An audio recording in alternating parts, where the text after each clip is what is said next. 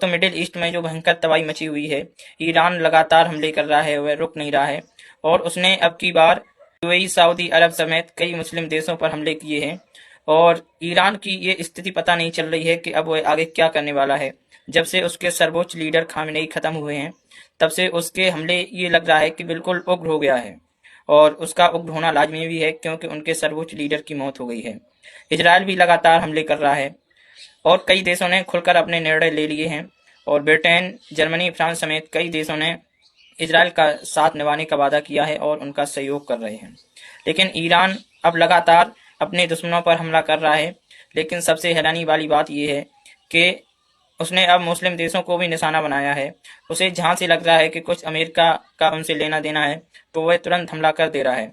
ये लग रहा है कि ईरान बिल्कुल बौखलाया हुआ है। ईरान के सुप्रीम लीडर खामनेई का आज अंतिम संस्कार है और इस पर भी हमले रुक नहीं रहे हैं। आज भी हमले लगातार जारी हैं। अब सवाल ये है, क्या ये तीसरे विश्व युद्ध की आठ है या तृतीय विश्व युद्ध शुरू हो गया है? क्योंकि जब दो से अधिक देश एक युद्ध में शामिल होते हैं, तो ये विश्व युद्ध की श्रेणी में आ जाता है।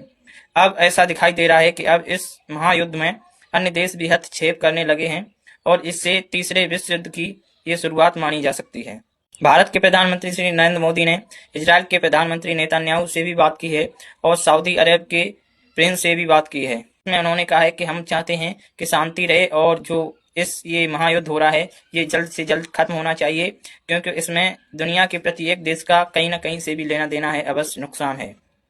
भारत के प्रधानमंत्री और भारत का इजराइल से बहुत अच्छा खासा संबंध है और इधर ईरान में भी भारत ने बहुत अधिक इन्वेस्ट कर रखा है।